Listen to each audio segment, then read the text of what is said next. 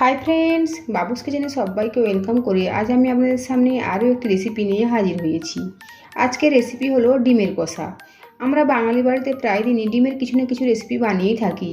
আজ আমি বানিয়েছি ডিমের কষা। আমি আমার বাড়িতে যেভাবে বানিয়েছি তা আমি আপনাদের সামনে শেয়ার করেছি। তা চলুন যাওয়া যাক রেসিপির দিকে, আর ভিডিওটি স্কিপ না করে লাস্ট পর্যন্ত দেখার জন্য অনুরোধ রইল। আমি এখানে 3টে সেদ্ধ ডিম নিয়েছি। ডিমগুলোকে ঠিক এভাবে একটু করে ছুরি দিয়ে কাট লাগিয়ে দেবো। এর ফলে ডিমের মধ্যে লবণ আর মশলার স্বাদ ঢুকে যাবে।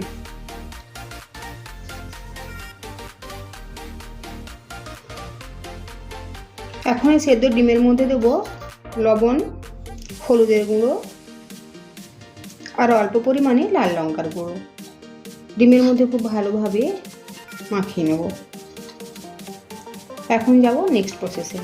কড়াই খুব ভালোভাবে গরম করে নিয়ে কড়াইয়ের মধ্যে দেবো সর্ষের তেল। তেল গরম হয়ে গেলে দেবো নুন হলুদ মাখিয়ে রাখা সেদ্ধ ডিম। ডিমগুলো এদিক ওদিক নাড়াচাড়া করে লাল করে ভেজে নেব। ডিমগুলো ভেজে নিয়েছি, তুলে নেব।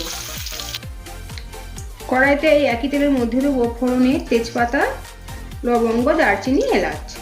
এখন ভাজা হয়ে গেছে। এখন দেবো একটা মিডিয়াম সাইজে কোচানো পেঁয়াজ। পেঁয়াজটা হালকা লাল করে ভেজে নেব। পেঁয়াজ ভাজা হয়ে গিয়েছে। এখন দেবো আদা বাটা, রসুন বাটা মিলিয়ে হাফ চামচ। আদা রসুন বাটা পেঁয়াজের সাথে কিছুক্ষণ সময় নিয়ে একটু ভেজে নেব।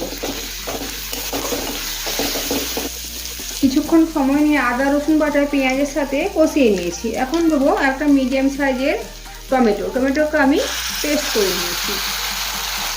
দেবো কিছু গুঁড়ো মশলা, হলুদের গুঁড়ো, লাল লঙ্কার গুঁড়ো হাফ চামচ, কাশ্মীরি লাল লঙ্কা দেবো হাফ চামচ কালারের জন্য, জিরের গুঁড়ো দেবো হাফ চামচেরও কম, ধনে গুঁড়ো দেবো হাফ চামচেরও কম। সব কিছু নেড়ে চেড়ে মিশিয়ে নেব। অল্প পরিমাণে গরম জল দিয়ে মশলাটা ভালোভাবে কষিয়ে নেব।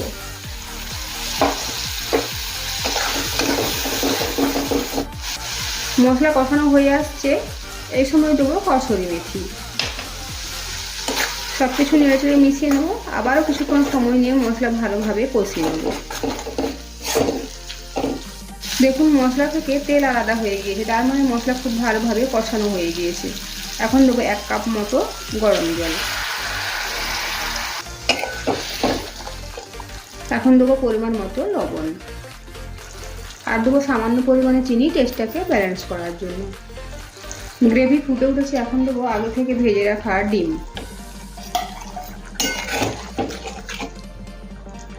এখন ঢাকা চাপা দিয়ে 5 মিনিটের জন্য রান্না করব। 5 মিনিট করে ঢাকাটা সরিয়ে নিয়েছি। তৈরি হয়ে গিয়েছে ডিমের কষা। এখন ওপর থেকে ছড়িয়ে দেবো কেটে রাখা ধনে পাতা। এখানে আমি আলাদা করে গরম মশলা গুঁড়ো দিলাম না, কারণ আমি ফোড়নে গোটা গরম মশলা দিয়েছিলাম। গ্যাসের ফ্লেম অফ করে দেবো আর 5 মিনিটের জন্য ঢাকা চাপা দিয়ে তারপরে পরিবেশন করব।